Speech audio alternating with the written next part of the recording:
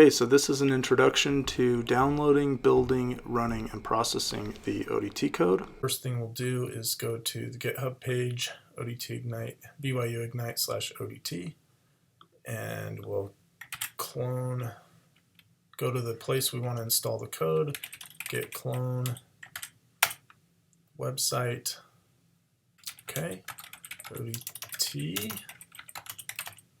Okay, so here's the directory structure. You can see the various folders: build, data, docs, input, post, run, and source.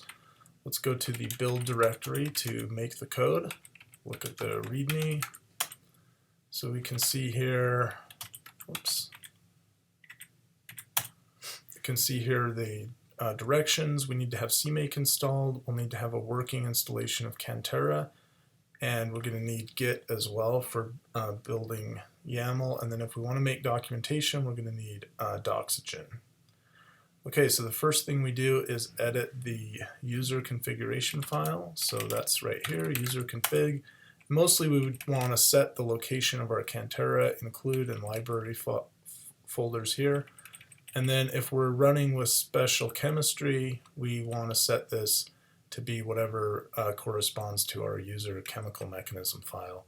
Simple DLR is fine as a default for the cases that are provided. Okay, and then whether we're building with MPI or not, if we're doing multiple realizations, we'll set that to yes. And okay, so there we go. So the first thing we do is run cmake-c user config .source. Okay, now we're going to build YAML, so we do make YAML. And that'll take just a minute, and I'll jump ahead here to when that's finished. Okay, and YAML is now built. So let's look at the following steps. Okay, so now with that built, we can make the code, make J8. J8's optional, that'll just allow it to run on multiple threads. That will take just a moment, and then we will skip ahead. Okay, so the ODT code is now built. So the code gets placed in the run directory here, odt.x. Now to run the code, we're first going to select an input file case. So if we go up to the input directory, we can see there's several cases that are already set up. Each of these will have, well, most of these will have some post-processing tools available that we'll use, and some of those, like the channel flow and the pipe flow, are pretty well developed. Others for the post-processing will need some more user interaction to make those doable, and they're just in there for reference. So let's choose a particular case, maybe the channel flow, and look at that input directory. And it's just got a single file, input.yaml, and these are the various parameters for the simulation. So it's already set up, and then these can be modified as desired.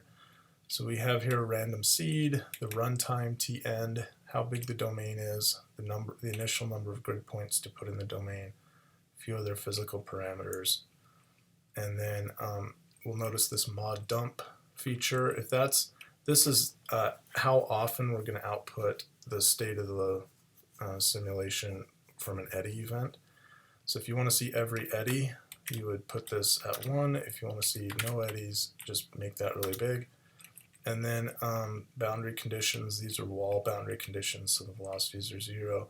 And then we have times that we want to output the simulation. So it's running to 150, so we go every 0.2 seconds in this case, and we're starting a little bit late just to allow the flow to develop before we start outputting realizations.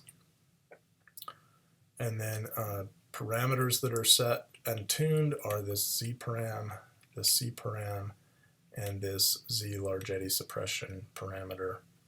This diff CFL parameter scales the time step size, so if there's trouble running, sometimes you can reduce that to make it a little bit more stable, what kind of solver we're using. And many of these other parameters we don't change very often. Okay, so let's go in and look at the run directory again. We have several different job scripts. that will run a case for us. Run one realization will run a single realization on our machine. Run many realizations will run several realizations in sequence on nominally one processor. And then these other slurm job and slurm job array are for running on parallel when we want to do multiple realizations at the same time. So let's do run one realization. And the things to change here are the input directory. So if we're doing a channel flow, we come up and set the channel flow directory and give it a case name. This can be whatever you want to call it. And that's it. So then we can type /run one realization, and that will be running. Now while it's running, we can come up to data, channel, data directory, and it created the case name that we just specified. If we go in channel, there's data, input, runtime. Input is what the input, our input file, just a copy of the input file. Runtime is the runtime output. So you can see while the case is running, it's saving the results to this file here. And then up in the data directory, there's a folder for each realization. So here we're only running one realization, so we get a single folder. And there we have a file for each dump time, the initial and final output. This ADPT, the initial is based on the initial grid, and then we adapt the grid and show what that corresponding profile is. So if we want to look at the output, let's look at a particular realization. And we can see here the time, number of grid points, pressure, which here is constant. And then pause is the grid cell position, and pause F is the face position. And then we have U, V, and W velocities, and units in the code are SI, so meters per second. So if we want to look at the evolution, we can output this to your favorite plotting program, use whatever you like. Here I'm going to do GNU plot, call it plot, and then edit this plot use 1, 3, pause -1. Let's double check that. 3, that's what we want. Okay, then GNU plot, and we can do load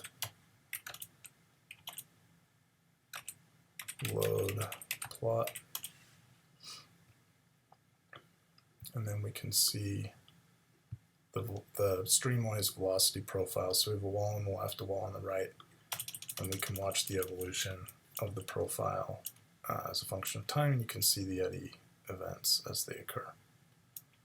Okay, so each of these different dump times, this is a statistically stationary flow, so we're going to use these dump times to gather statistics like the mean and variance of the velocity profile. Okay, so to do that, we'll come up here to the main directory and go into post, and then in the channel flow there's some post-processing routines that are already set up here. If we look at the README file, it tells us how to run this thing, so we're going to do Python 3 stats.py and then the case name, which we called channel.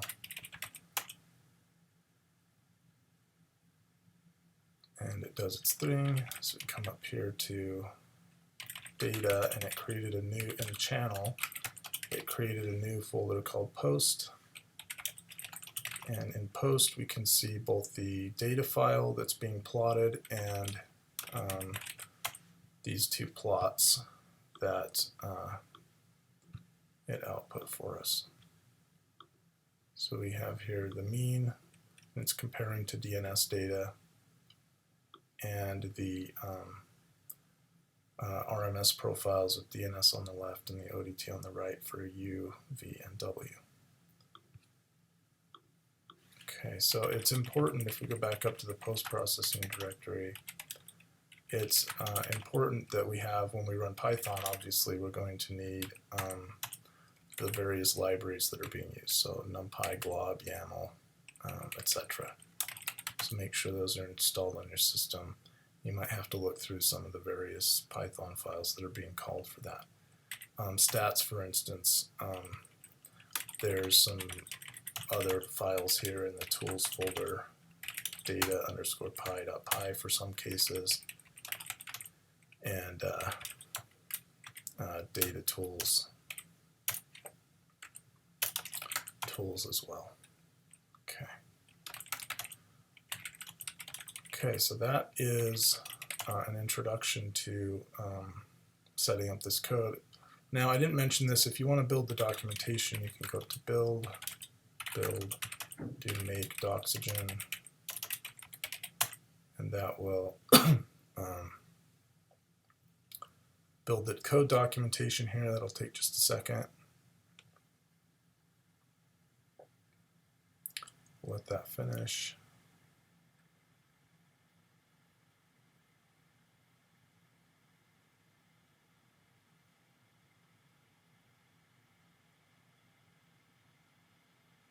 Okay, and then that is in the docs folder here, docs, and Chrome index.html. You can open that up, and that'll show the documentation, including this video, some papers that are available to give you a little bit more of the theory, and some information on the specific files and documentation that are available. Okay, and with that, we'll finish.